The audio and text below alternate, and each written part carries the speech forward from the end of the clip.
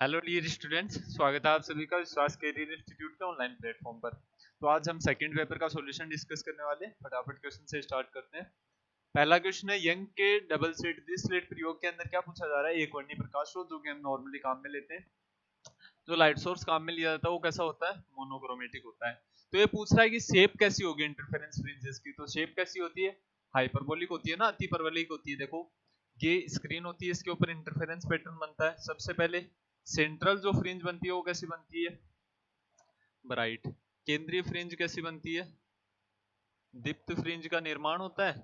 उसके बाद हाइपरबोला की शेप की क्या बनने लग जाती है, आगे से आगे ब्राइट और डार्क कंजिक्यूटिव ब्राइट और डार्क फ्रिंजेस बनती है। कर्मागत दीप्त और अदीप्त फ्रिंजों का क्या होता है, निर्माण होता है। कौन सा ऑप्शन करेक्ट हो जाएगा, डी ऑप्शन करेक्ट हो जाएगा। नेक्स्ट ऑप्शन देखिए, in double slit experiment the distance between slits is increase 10 times where is their distance from the screen is half. क्या फॉर्मूला होता है, देखो क्या पूछ रहा है, फ्रिंज विड्थ किससे रिप्रेजेंट करते हैं, बीटा से। किसके इक्वल होती है, lambda capital D upon small D, यही होती है। ये दो स्लिट्स हैं, तो ये स्क्रीन है, यहाँ हमारे पास क्या है, दो स्लिट्स है। इसको हम S1 बोलते हैं, इसको S2 बोलते हैं। ये जो डिस्टेंस है ये स्मॉल डी होती है, ये डिस्टेंस कितनी होती है, कैपिटल डी। अब क्वेश्चन के अंदर कहा क्या जा रहा है वो ध्यान से देखो। In Young's double slit experiment the distance between slits is increased. क्या कह रहा है, स्लिटों के बीच की दूरी को 10 गुना किया जा रहा है। इसको कितने गुना कर रहे हैं, 10 गुना। दूसरा क्या कह रहा है, there distance from the screen is half. Screen से इनकी दूरी मतलब कैपिटल डी, इसको कितना किया जा रहा है, हाफ। टोटल चेंज कितना आ जाएगा, 1/20, मतलब 10 गुणा 20 आ जाएगा ना, तो कितना आ जाएगा, बिकम्स 120, 1/20 का भाग आ जाएगा। समझ गए या नहीं समझे भी, समझ में आया होगा। यहाँ से देख लेते हैं, चलो डी की जगह तो कितना करना है, d/2 हाफ करना है। स्मॉल डी की जगह कितना करना है, 10d।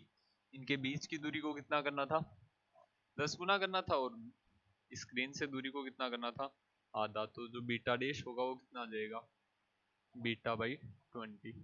इसका 1/20 का भाग हो जाएगा। अरे सामान्य सी चीज है, जितनी ये बढ़ेगी इसको बढ़ाने से ये क्या होगी, घटेगी। इसको घटाने से भी ये घटेगी, दोनों से ये घट रही है तो कितने गुना घट जाएगी, 20 गुना घट जाएगी। ऑप्शन नंबर ए करेक्ट हो जाता। फिर नेक्स्ट क्वेश्चन देखो, in case of light waves from two coherent sources S1 and S2 there will be constructive. समपोषी व्यतिकरण के लिए दो ही बातें याद रखते थे। क्या, कैसा व्यतिकरण, कंस्ट्रक्टिव इंटरफेरेंस। संपोषी व्यतिकरण, संपोषी व्यतिकरण के अंदर पथांतर और कलांतर दोनों याद है क्या आपको। फेज डिफरेंस कितना होता था, 2n पाई। पाथ डिफरेंस कितना होता था, n लेमडा। कौन सा ऑप्शन करेक्ट हो जाएगा, ऑप्शन नंबर बी। संपोषी व्यतिकरण के लिए जो भी पाथ डिफरेंस आएगा वो किसके इक्वल आएगा, n लेमडा के बराबर ही आएगा। हमेशा ऐसा ही होगा ना, ठीक है। डिस्ट्रक्टिव, एक रिलेशन में होता है ना फेज डिफरेंस और पाथ डिफरेंस में, फाई किसके इक्वल होता है, phi is equal to 2 pi by lambda into path difference. कलांतर किसके बराबर, 2 pi by lambda into path difference, पथांतर के बराबर। तो यहां से भी रिलेशन निकाल सकते हो। डिस्ट्रक्टिव इंटरफेरेंस के लिए जानते होंगे सब लोग। विनाशी व्यतिकरण के लिए भी कंडीशन लिखवाई देता हूं मैं। उसके लिए फाई कितना होता है,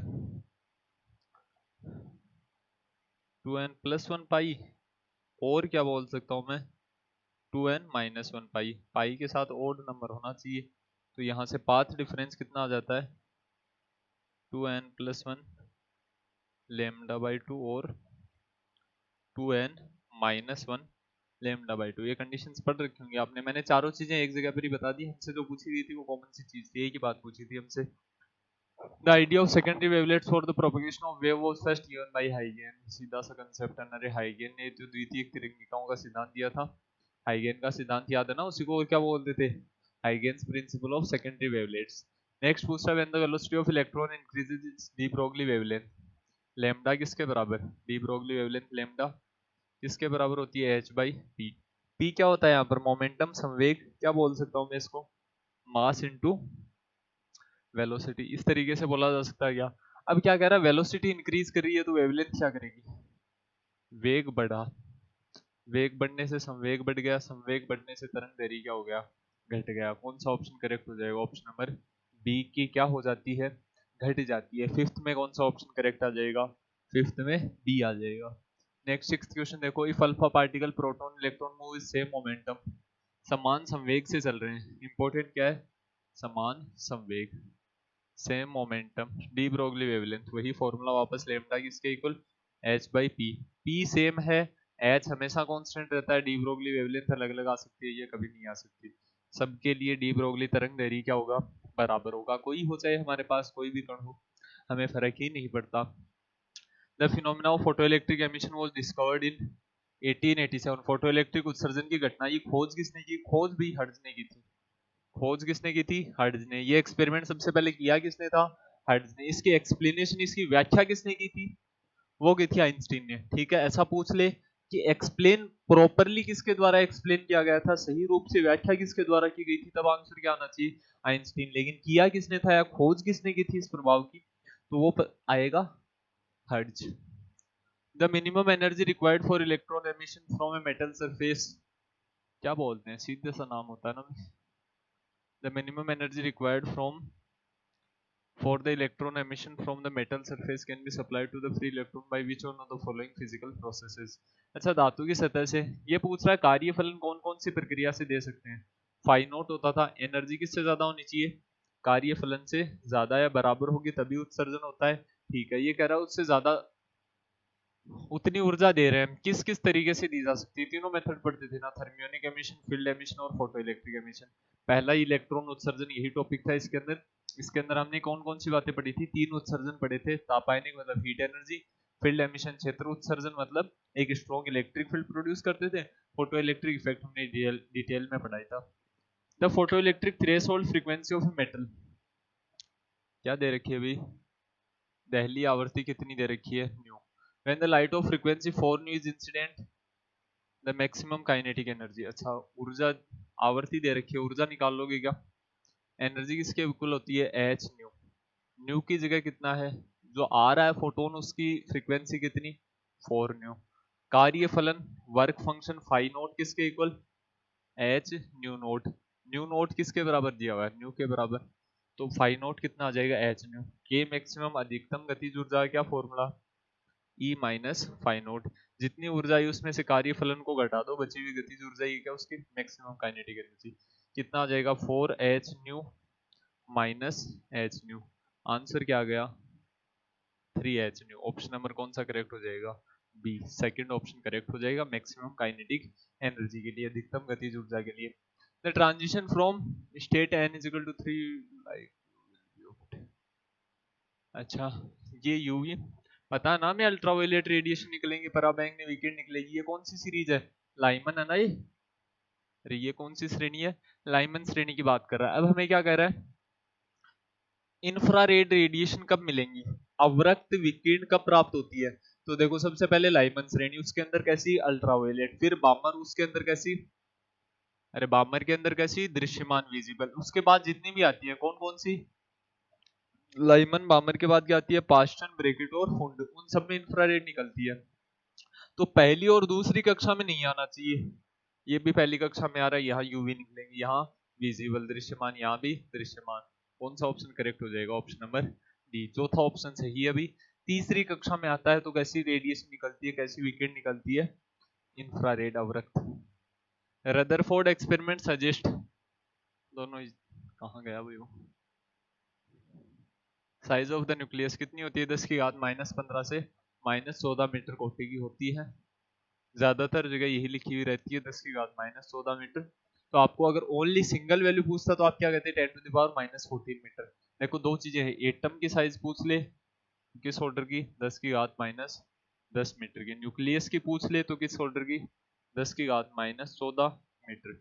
या फिर और क्या प्रीफर करना है इसके बाद आपको, 10 की घात -15 मीटर। इसने दोनों ऑप्शन दे दिए, कोटि पूछी है तो कोटि हमेशा क्या होगी, -14 से -15। In Bohr model of hydrogen atom the lowest orbit corresponds to energy.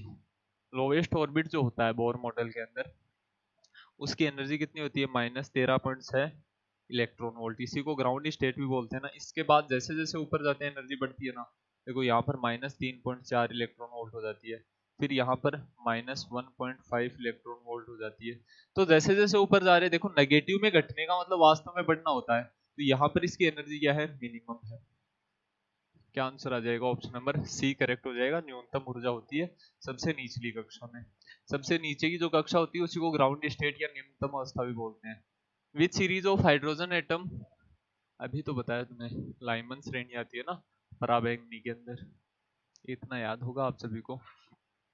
The radius of nth orbit in terms of Bohr radius, Bohr radius a naught बोल रखी है, रेडियस का क्या फॉर्मूला, ए नॉट तो बोर त्रिज्या पहली कक्षा की त्रिज्या into N square by Z, N square के डायरेक्टली प्रोपोर्शनल होती है और जेड की क्या होती है, इनवर्सली प्रोपोर्शनल।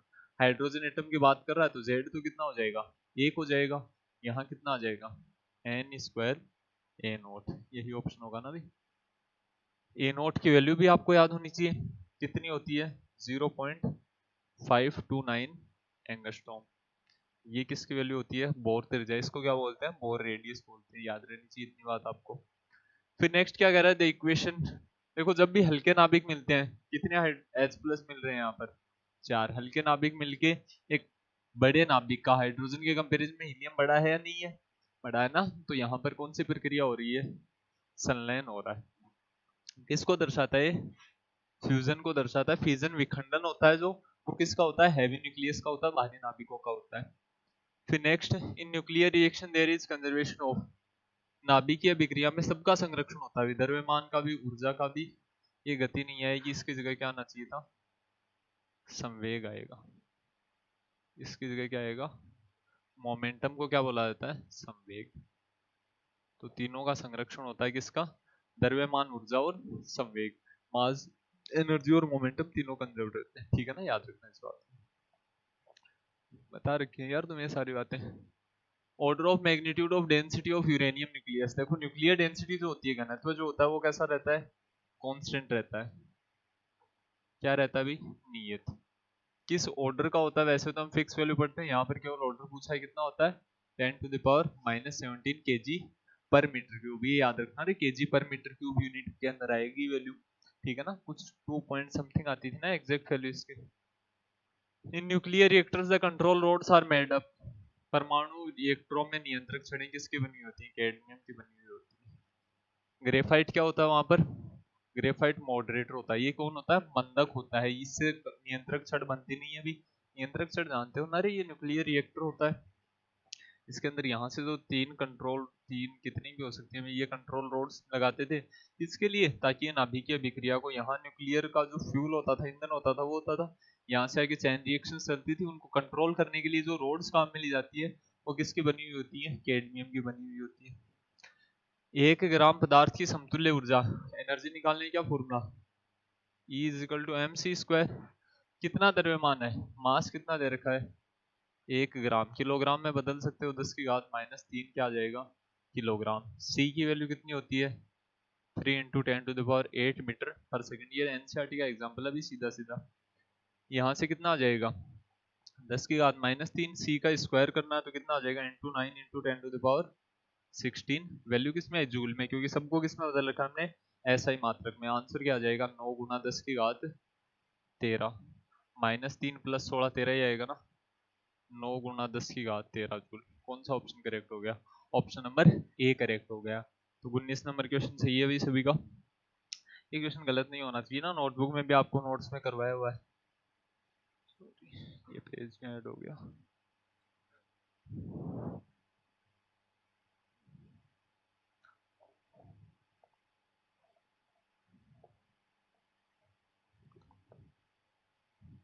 अब नेक्स्ट देखो, the radius of spherical nucleus as measured by electron scattering is 3.6 fermi metre. अच्छा, रेडियस हमें मिली कितनी, आर की वैल्यू हमारे पास आई 3.6 फर्मी-मीटर।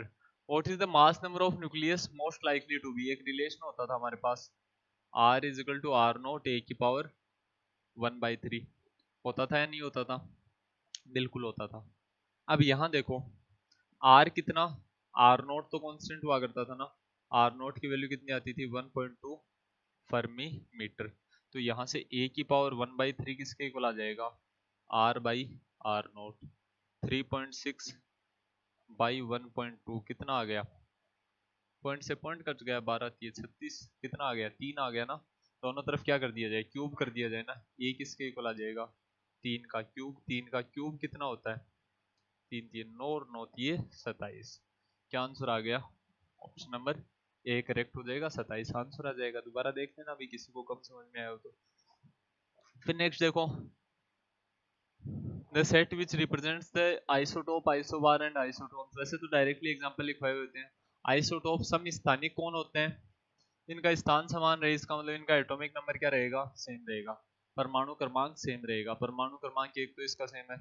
अरे ये एटॉमिक नंबर हो रहा था और ऊपर वाला क्या होता है, मास नंबर। इसी तरीके से लिखते हैं ना, जेड अक्स ए, ये कौन है, ये है एटॉमिक नंबर, और ये कौन है, ये मास नंबर, ये द्रव्यमान संख्या होती है ना, और ये क्या होता है, परमाणु क्रमांक। तो परमाणु क्रमांक इन दो ऑप्शंस के अंदर बराबर आ रहा है, ठीक है। बाद में नेक्स्ट देखो, आइसोबार्स समभारिक, बारीक का मतलब भार समान होना चाहिए, मतलब उनका कौन से होना चाहिए, मास नंबर, ऊपर वाली संख्या सेम। इस ऑप्शन के अंदर ऊपर वाली भी सेम है, इसमें नहीं है, कट गए ना सारे ऑप्शन। कौन सा ऑप्शन करेक्ट हो जाएगा, डी ऑप्शन। आइसोटोन तक हमें जाना ही नहीं पड़ा, बाकी आप जानते हो ना, एयू क्या होता है, गोल्ड, और मरकरी भी इसी के एग्जांपल है। इनके अंदर क्या होता है, इनके अंदर न्यूट्रॉनों की संख्या समान रहती है, इनके अंदर कौन सेम रहता है, नंबर ऑफ न्यूट्रॉन, सब न्यूट्रॉनिक के अंदर। If small amount of antimony is added to germanium crystal, देखो दो तरीके की अशुद्धियां मिलाया करते थे हम, कौन कौन सी, त्रिसंयोजी और पंचसंयोजी। कैसी अशुद्धि मिलाते थे हम, ट्राइवेलेंट और पेंटावेलेंट। एंटीमनी कैसी है, पंचसंयोजी है ना भी। कैसी इंप्योरिटी है, पेंटावेलेंट है। जब भी त्रिसंयोजी अशुद्धि मिलाते हैं, ट्राइवेलेंट इंप्योरिटी मिलाते हैं, तो किस प्रकार का अर्धचालक बनता है, पी प्रकार का। जब भी पंचसंयोजी मिलाते हैं तो कैसा अर्धचालक बनता है, एन प्रकार का। पी प्रकार में कौन ज्यादा होते हैं, नंबर ऑफ होल्स ज्यादा होते हैं, किससे, नंबर ऑफ इलेक्ट्रॉन से। एन प्रकार में क्या होता है, नंबर ऑफ इलेक्ट्रॉन बहुत ज्यादा होते हैं, किससे, नंबर ऑफ होल से। तो यहाँ क्या पूछ रहा है, देख लो ना यार, it will become A P type semiconductor ना, पी प्रकार का अर्धचालक नहीं बनेगा। पी प्रकार का कब बनता है, जब त्रिसंयोजी मिलाते हैं। एंटीमनी कैसी है, पेंटावेलेंट है, पंचसंयोजी है। पंचसंयोजी अशुद्धि मिलाने पर क्या होगा, मुक्त इलेक्ट्रॉन ज्यादा होंगे। अब इसने सीधा सीधा एन टाइप ना बोल के ये बात काम में ले ली है, कोई कंफ्यूजन थोड़ी है इसमें। अर्धचालक में होलों की तुलना में क्या होंगे, अधिक मुक्त इलेक्ट्रॉन होंगे। इन्हें half wave rectifier, half wave rectifier में हम सीधी सी बात जानते हैं कि रिपल की जितनी इनपुट फ्रीक्वेंसी उतनी क्या होगी, आउटपुट होगी, जितनी निवेश आवृत्ति है। डिटेल के अंदर करवा रखा है, अब इतना टाइम नहीं है हमारे पास कि इसकी कंप्लीट डेरिवेशन दोबारा देखें। क्या आंसर आ जाएगा, 50 हर्ट्ज। जो इनपुट फ्रीक्वेंसी होती है वही, देखो हाफ वेव रेक्टिफायर, अर्ध तरंग दिष्टकारी और full wave rectifier. Half wave rectifier में क्या होती है, इनपुट फ्रीक्वेंसी, आउटपुट फ्रीक्वेंसी, निवेश आवृत्ति और निर्गत आवृत्ति बराबर होते हैं। इनमें क्या होती है, आउटपुट फ्रीक्वेंसी जो होती है वो इनपुट फ्रीक्वेंसी की डबल होती है, निवेश की क्या होती है, दोगुनी होती है। कौन, निर्गत, किसके अंदर, पूर्ण तरंग दिष्टकारी में। यहाँ किसकी बात कर रहा है, अर्ध तरंग दिष्टकारी, हाफ वेव रेक्टिफायर, तो यहाँ तो सेम आएगी। द यूजुअल सेमीकंडक्टर्स आर, सामान्य अर्धचालक है, सिलिकॉन एंड जर्मेनियम, सीधा पहला ही ऑप्शन आ गया ना। कौन कौन, जर्मेनियम एंड सिलिकॉन। अर्धचालक कितने प्रकार के होते हैं, अलग अलग टाइप के होते हैं ना। एलिमेंटल तात्विक में सबसे पहले कौन आते थे, सिलिकॉन एंड जर्मेनियम। फिर कंपाउंड यौगिक के अंदर कौन कौन से होते थे, कुछ जनरल थे, सीडीएस था, गैलियम आर्सेनाइड था, इसके अलावा ऑर्गेनिक में कौन था, एंथ्रासीन, ठीक है ना। तो ये सारे क्या होते हैं, इनके एग्जाम्पल होते हैं, किनके, सेमीकंडक्टर के। जनरली याद रखना, ये वहां भी तो पढ़ते थे आप, अरे ये चीजें वहां भी तो पढ़ी थी, कहां पर, नॉन ओमिक डिवाइस में। ये गैरोमिक के अंदर भी तो हुआ करते थे, डायोड, गैलियम आर्सेनाइड, ये सारे, कैडमियम सल्फाइड, ठीक है ना। तो ये यहाँ पर तो सामान्य अर्धचालक पूछा, मतलब एलिमेंटल की बात कर रहा है, कौन कौन आ जाएंगे, सिलिकॉन और जर्मेनियम। नेक्स्ट क्वेश्चन क्या है, in N type semiconductor which one of the following statement is correct.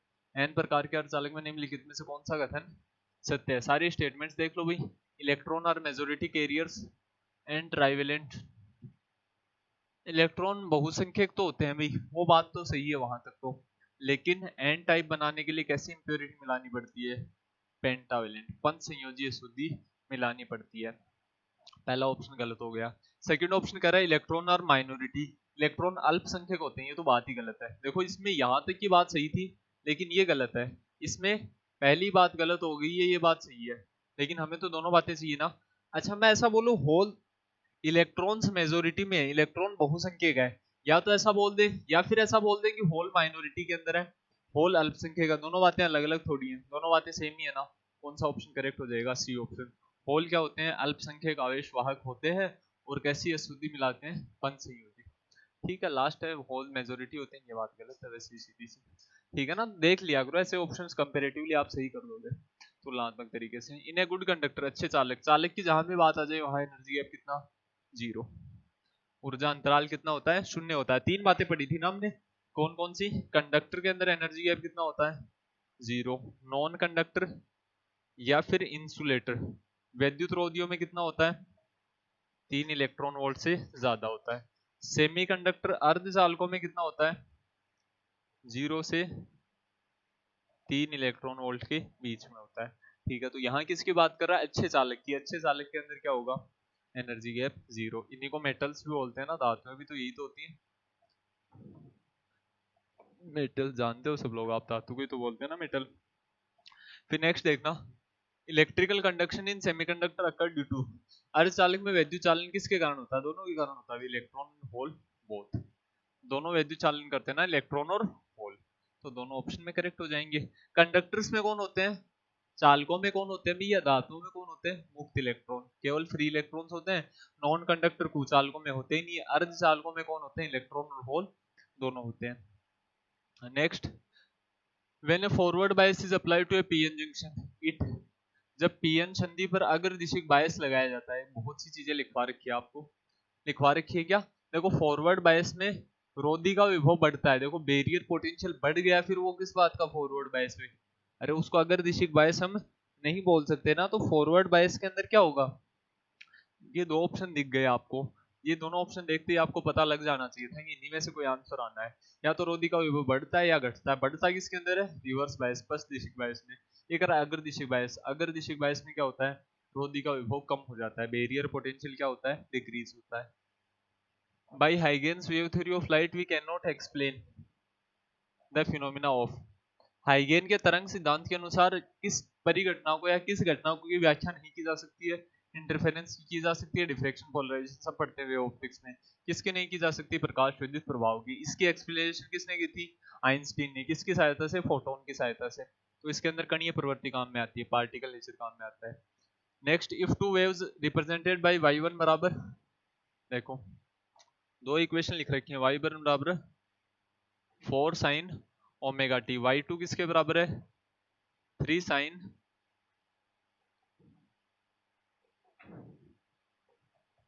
sin omega T plus pi by 3, यही दे रखा क्या? पहली तरंग का आयाम कितना? इसका एम्पलीट्यूड कितना? a1 4, इसका आयाम कितना? a2 3।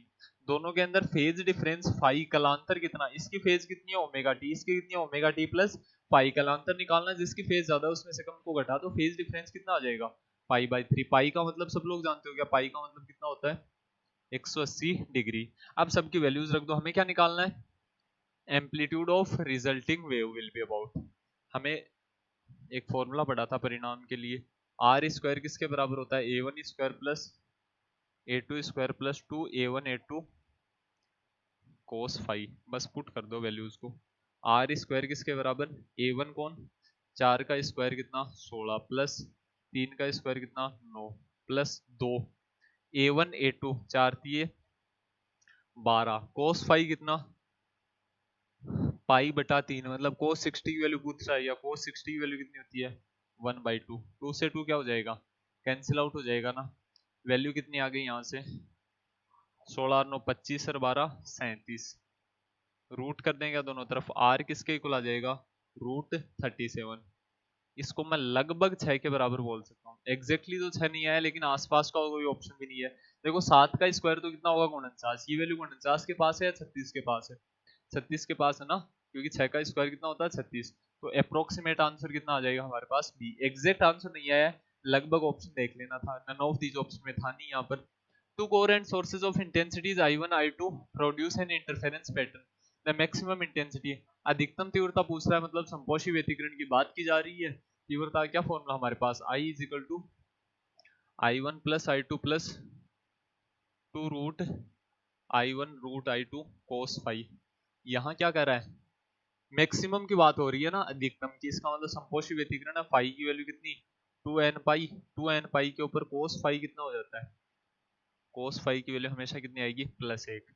तो आई किसके बराबर आ गया, I1 plus I2 plus 2 root I2, इसको क्या बोल सकता हूं मैं, root I1 plus root I2 का होल स्क्वायर। क्योंकि I1 को और क्या लिखा जा सकता है, रूट I1 का होल स्क्वायर भी तो लिख सकते हैं, a square plus B square plus 2ab, यही तो फॉर्मूला बन रहा है। इसको वापस ओपन करोगे यही इक्वेशन आ जाएगी। ऐसा है कोई ऑप्शन, ये रहा ना, कौन सा ऑप्शन करेक्ट हो जाएगा, option number D, fourth option correct हो गया। नेक्स्ट देखना, the number of photo electrons emitted per second from a metal surface increases when, किसकी बात कर रहा है, धातु की सतह से प्रति सेकंड उत्सर्जित होने वाले फोटो इलेक्ट्रॉनों की संख्या बढ़ जाती है। उत्सर्जित होने वाले इलेक्ट्रॉनों की संख्या बढ़ेगी, वो कब बढ़ेगी, जब आपतित फोटोनों की संख्या बढ़ेगी। आपतित फोटोनों की संख्या, क्या ऊर्जा बढ़ाने से इंसिडेंट फोटॉन्स बढ़ सकते हैं क्या, ना नहीं बढ़ सकते। फ्रीक्वेंसी बढ़ाने से नहीं बढ़ सकते, फ्रीक्वेंसी बढ़ाने से तो ऊर्जा ही बढ़ेगी। वेवलेंथ बढ़ाने से नहीं बढ़ सकती, अरे एनर्जी, फ्रीक्वेंसी और वेवलेंथ तो आपस में जुड़े हुए हैं ना, ई किसके इक्वल एच, ये किसके equal H C by lambda. तो ये तीनों ऑप्शन तो वैसे ही आपस में कनेक्टेड थे, तीनों ऑप्शन देखते ही गलत हो जाने चाहिए थे। इंटेंसिटी क्या होनी चाहिए, बढ़नी चाहिए, जैसे ही तीव्रता बढ़ती है, कौन बढ़ती है, इंटेंसिटी बढ़ती है, फोटोनों की संख्या बढ़ती है, फोटोनों की संख्या बढ़ने से किसकी संख्या बढ़ जाती है, उत्सर्जित इलेक्ट्रॉनों की। आपतित फोटोन बढ़ेंगे तो उत्सर्जित इलेक्ट्रॉन भी बढ़ जाएंगे। कौन सा ऑप्शन करेक्ट हो जाएगा, डी ऑप्शन करेक्ट हो जाएगा। नेक्स्ट क्या कह रहा है, if in a photoelectric experiment the wavelength of incident radiation is reduced from 6000 to 4000, पहले तरंग दैर्घ्य कितना था 6000 एंगस्ट्रॉम, अब कितना कर दिया गया है 4000 एंगस्ट्रॉम। किसका तरंग दैर्घ्य, किसकी वेवलेंथ है, इंसिडेंट रेडिएशन, आपतित विकिरण की। The stopping potential will increase, देखो क्या क्या होगा, ध्यान से देखना। एक फॉर्मूला है हमारे पास, मैक्सिमम काइनेटिक एनर्जी का एक फॉर्मूला पढ़ा था हमने, अधिकतम गतिज ऊर्जा कितना, E माइनस फाई नोट, यही किसके इक्वल आता था, E V नोट। ये V नोट क्या होता है, स्टॉपिंग पोटेंशियल, क्या होता है, निरोधी विभव।